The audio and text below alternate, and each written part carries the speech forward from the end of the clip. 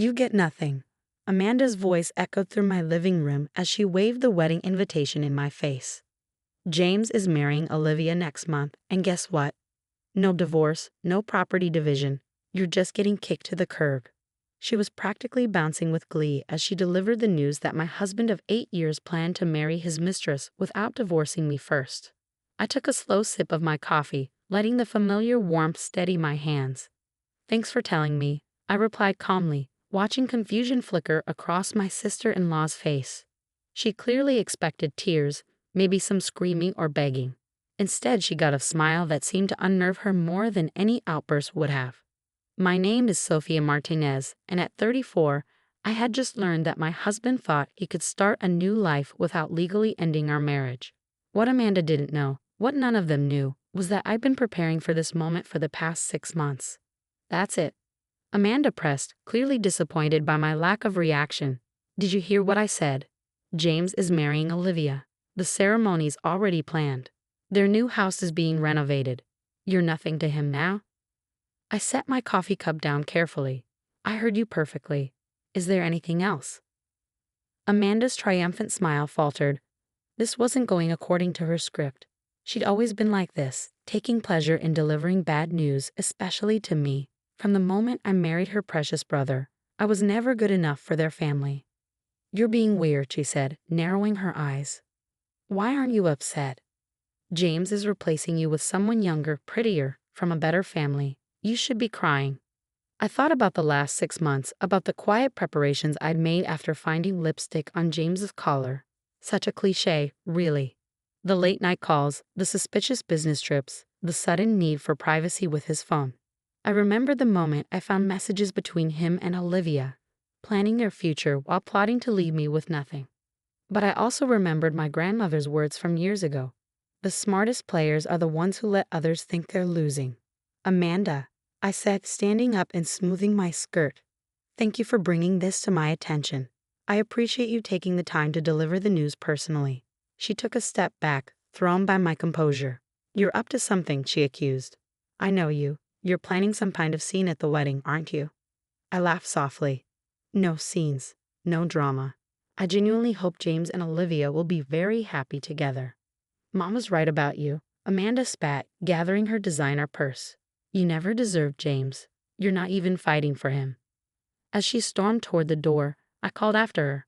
Amanda, tell James congratulations from me.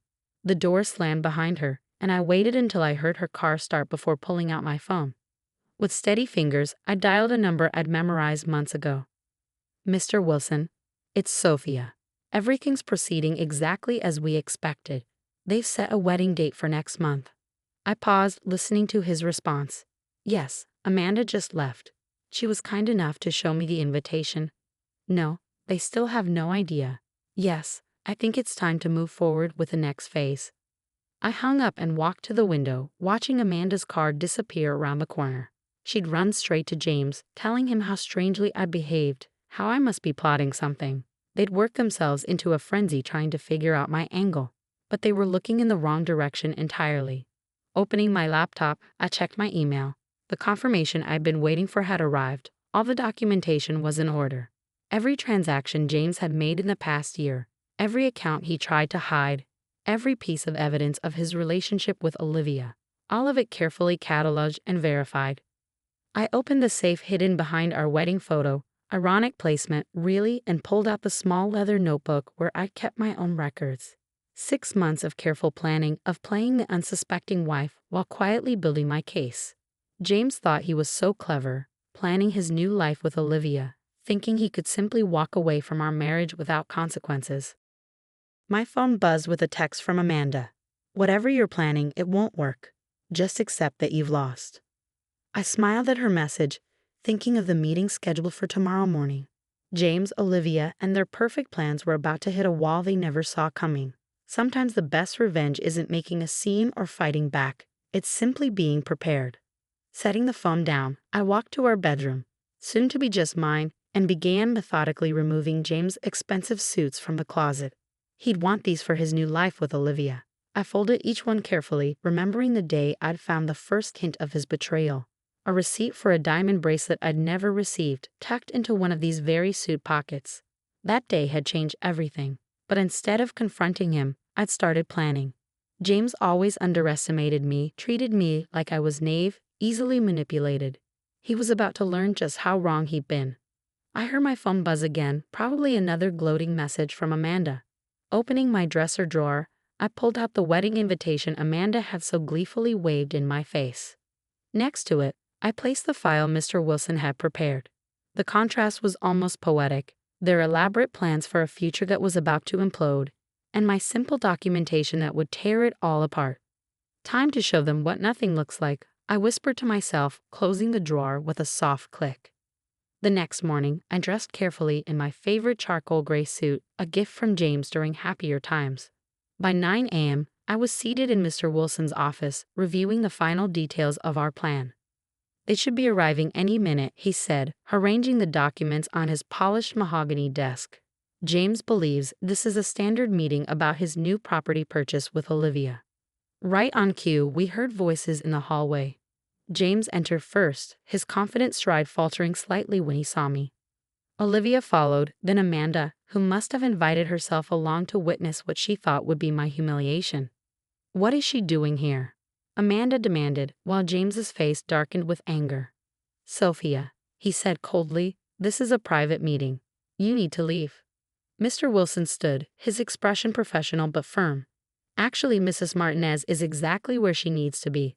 Please, everyone take a seat." "Mrs. Martinez?" Olivia questioned, her perfectly manicured hand gripping James's arm. "I thought you said the marriage was never legally registered." I watched James's face pale slightly. That had been his story to Olivia, that our marriage wasn't legal, that he was free to marry her without complications. Amanda shifted uncomfortably in her chair, suddenly less certain of her brother's carefully constructed narrative. "About that," Mr. Wilson began, opening a thick file. "I have here the legal marriage certificate for James and Sophia Martinez, dated 8 years ago. Properly filed, completely legitimate." "This is ridiculous," James interrupted, standing up. "We're here about the house purchase. I don't have time for whatever game Sophia is playing." "Ah yes, the house purchase," Mr. Wilson continued calmly. "The luxury property you're attempting to buy with funds from your joint accounts with Mrs. Martinez. That's actually why we're all here today." I watched as understanding slowly dawned on their faces.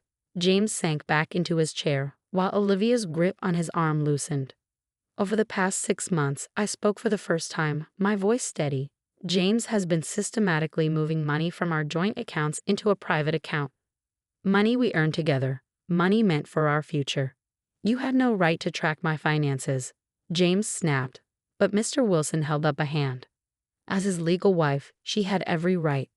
Moreover, Mrs. Martinez has documented evidence of financial misconduct, including attempts to hide marital assets and make unauthorized transfers."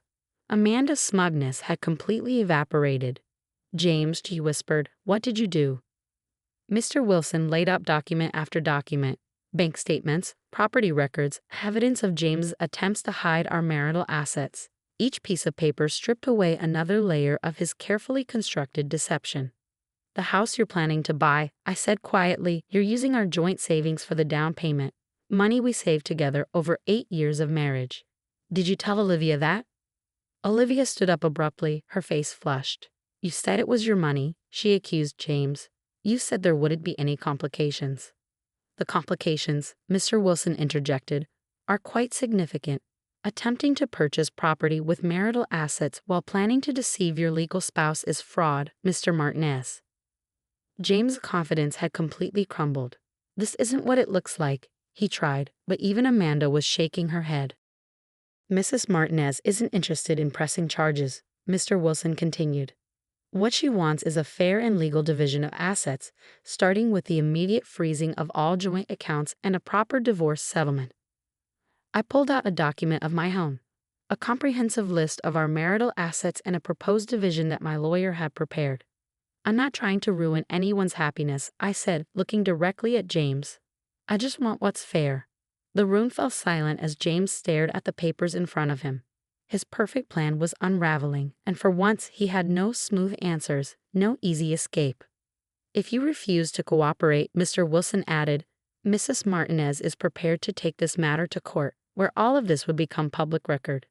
I watched as Olivia gathered her designer handbag, her engagement ring catching the morning light. We'll discuss this later, she said to James, her voice icy. I need to make some calls. As she left, Amanda stood up too, looking at her brother like she was seeing him clearly for the first time. Mom's going to have a fit when she hears about this, she muttered, following Olivia out. James and I were left alone with Mr. Wilson. The silence stretched between us, heavy with 8 years of shared history and 6 months of betrayal.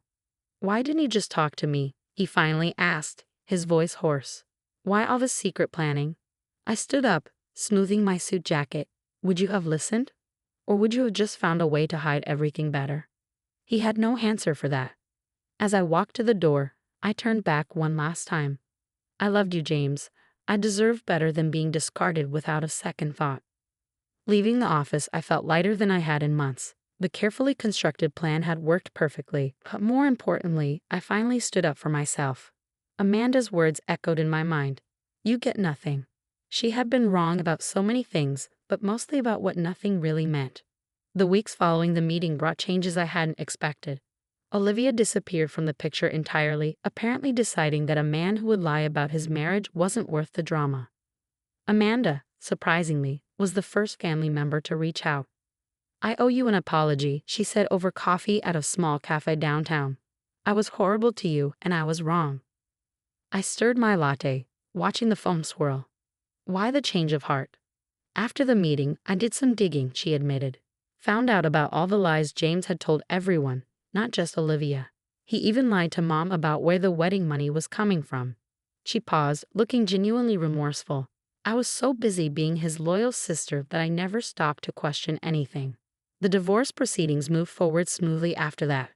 James, stripped of his bravado and schemes, agreed to a fair settlement. The joint accounts were divided equitably, and I kept our house, the one I'd helped pay for with years of hard work. One evening, as I was sorting through old photos, deciding what to keep and what to let go, my phone buzzed with a text from James's mother. Can we talk? She asked. There's something you should know. We met in her garden, the same place where James and I had taken our engagement photos years ago. She looked older and more tired than I remembered. James's father was the same way, she said quietly, pruning her roses. Always chasing something new, thinking he could outsmart everyone. I stayed, made excuses for him. You're stronger than I was. She reached into her pocket and pulled out a small key. This opens a safety deposit box at First National. I've been saving something for years, just in case any of my children needed it. She pressed the key into my hand. Use it wisely. Inside the box, I found documentation of James's father's similar schemes. Hidden accounts, attempted property transfers, patterns that James had unknowingly repeated. I didn't need it anymore, but the gesture meant something. His mother had seen the signs and had prepared, just like I had. 6 months after the meeting in Mr. Wilson's office, I stood in my newly redecorated living room, looking at the space that was now truly mine. The walls were painted in colors I'd chosen, decorated with art that spoke to me. No more compromise, no more dimming my preferences to match someone else's expectations. Amanda visited regularly now, our relationship transformed into something I never expected, genuine friendship. She helped me redesign the garden, turning it into a peaceful retreat. You know what's funny? She said one day as we planted new flowers. James is the one who ended up with nothing. No wife, no girlfriend, no house. All because he thought he could have everything without consequences. I thought about that as I worked in my garden, about how nothing and everything could look so different depending on where you stood. I had lost a marriage but gained self-respect. Lost a husband but found my strength. The final divorce papers arrived on a sunny Tuesday morning. As I signed them, I remembered Amanda's gleeful declaration that I would get nothing. She had been right, in a way. I got nothing of what they thought mattered. No drama, no revenge, no public scenes. Instead, I got everything that truly counted, my dignity, my independence, and the satisfaction of knowing I had handled things on my own terms. That evening, I hosted a small dinner party, my first as a single woman. Amanda was there, along with James's mother and a few close friends who had supported me throughout everything. We raise our glasses in a toast, not to endings or beginnings, but to truth and resilience. To getting nothing, Amanda said with a wink, and gaining everything. As laughter filled my home, I thought about the woman I was 6 months ago. Listening to Amanda's cruel announcement, she had no idea that her attempt to break me would only reveal how unbreakable I had become. Looking around at the warm faces of people who had seen my true worth, I realized that sometimes getting nothing was the best thing that could happen to you. It cleared the space for something better, something real. The garden lights twinkled through the windows as night fell, and I smiled, knowing that this was just the beginning of my story. Not as someone's wife, someone's sister-in-law, or someone's disappointment, but as myself, complete and whole, ready for whatever came next. And that was worth everything.